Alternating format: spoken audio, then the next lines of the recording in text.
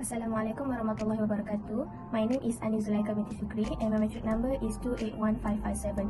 So the objective for this project is to identify how the selected companies implement the accounting standard such as MFRS 108, 110, 116 and MFRS 136 and the key audit matters. This project also discusses on how the companies deal with the pandemic on the financial and other relating report. So, introduction on Constrictor Berhad. It is an energy sector industry that has established since 1976. It is a global integrated marine oil and gas services and a solution provider company. The company's service is the sales, purchase, chartering, brokering, the new building, exploration and production project, ship repair and the maintenance. Assalamualaikum and a very good day. I am Aina Sarah binti Muhammad Izal, metric number 281495. We represent Inari Ametron Berhad.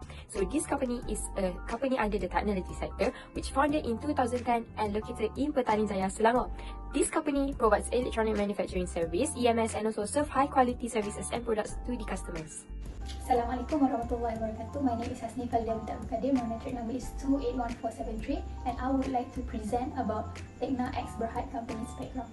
Tekna X Berhad, or formerly known as Sinohua and International Berhad, was changed their company name to reflect its new business operation, which is a provider of digital ecosystems and energy storage solution. It was founded and based in Kuala Lumpur, Malaysia, and the aim is to be the largest technology company in Asia Pacific. Hello everyone, I'm Zing with the metric number 281494 and here I'm to continue the presentations. Well, our last selected company for this project will be EcoWest Berhad. It is one of Malaysia's leading construction companies backed by a team of highly trained and dynamic professionals. Over the past 37 years, with its expertise and capabilities, it has evolved into a multi-functions construction-based entity that focuses on constructions, property development and infrastructure conventions. Representing on the Eastern and Oriental Berhad, it is a property sector and Premier Lafta Property Development Group. So here's the down below is the company's background. Moving on to the disclosure of MFRS 108 of the 5 selected companies made before and during the pandemic year. Based on the annual reports from financial year 2018 to 2020, there are no changes in accounting estimates and corrections of errors for them. However, there are numerous changes in accounting policy over the 3 years and basically are caused by the new standards or interpretation issued by MASB. Concerning the changes, all 5 companies have disclosed the title, the nature, the transitional provisions, the amount of the adjustment related to accounting treatment, as well as the significant impact on the companies. For the new standard or interpretation that has been issued but is not yet effective, all 5 companies have also disclosed it according to the standards prescribed requirements in their notes to the financial statement. My name is Nur Mazin Doris binti Roslan. My number metric is 281572. I will be presented on the disclosure of MRSS 110. For Tekna X Berhad 2018, there is no disclosure. 2019 entered into share purchase agreement, and also for 2020, the same one. At Convest Berhad 2018, number of issue and payout ordinary share capital. Company incorporated a new wholly owned subsidiary, DDBSB, acquired the entire issue and paid out share capital. For 2019, the outstanding ESOS expired. The company acquired further additional shares. And for 2020, the company completed the second and final tranche of the private placement. The company entered into 3 conditional share purchase agreements. And for Inari and Metrin Berhad 2018, issuance of bonus share and additional investment. 2019, disposal of the property and incorporation of a subsidiary. 2020, wholly owned subsidiary of company had been incorporated.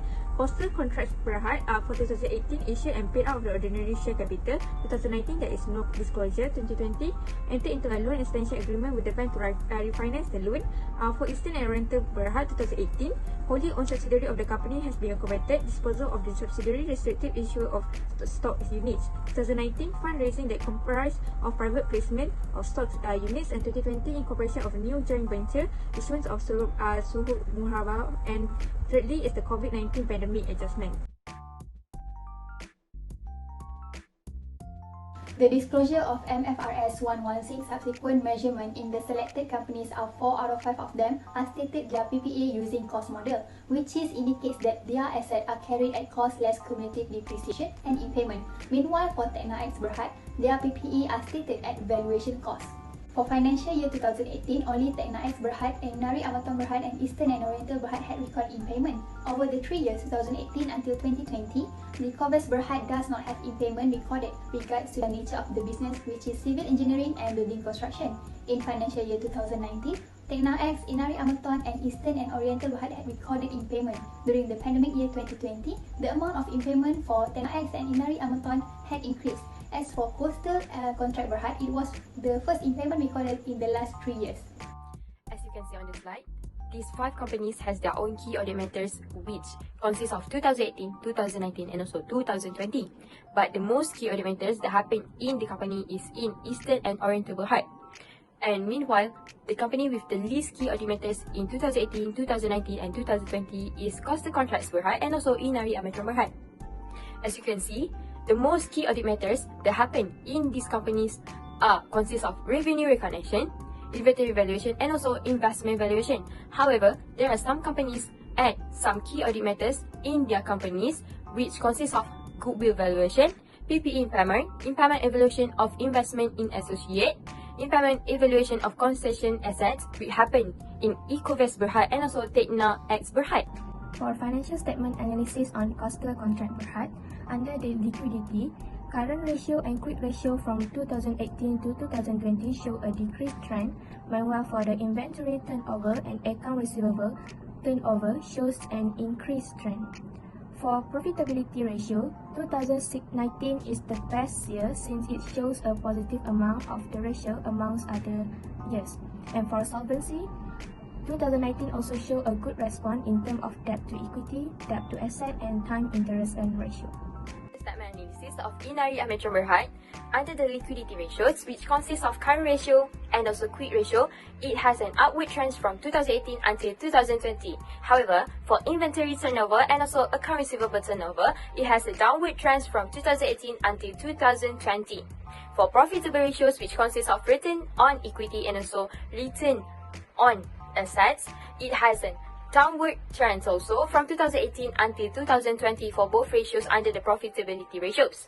For solvency ratios, which consists of debt to equity and also debt to assets, it also has a downward trend from 2018 until 2020.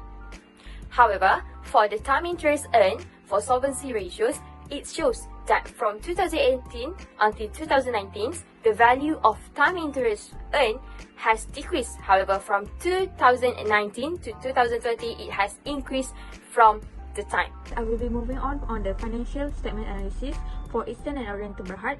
For liquidity, 2018 has the best ratio for current ratio, quick ratio, inventory turnover and also account receivable turnover. Profitability also 2018 has the best ratio for the return on equity and return on asset. For solvency, the best year is for 2020, debt to equity, debt to asset and also time interest earned.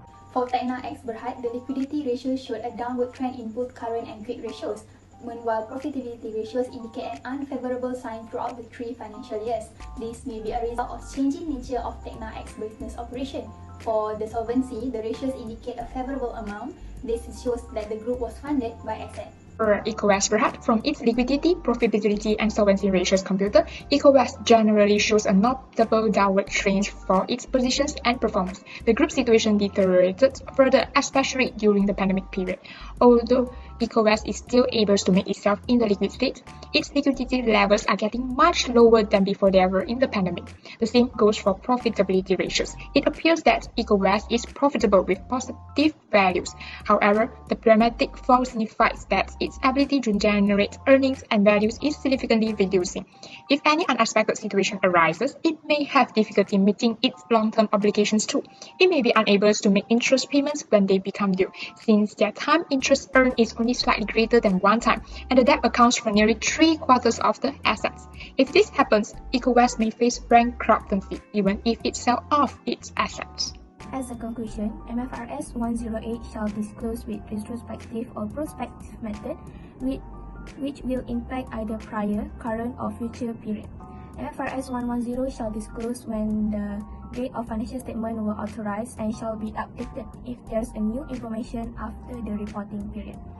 MFRS 116 is disclosed when based on determined gross clearing amount, depreciation method used and the useful life. For MFRS 136, some disclosure apply in the event an entity records an impairment loss, while others are required irrespective of any impairment loss. Lastly, key audit method is based on auditor's opinion regarding the current financial statement. So that's all from me, thank you.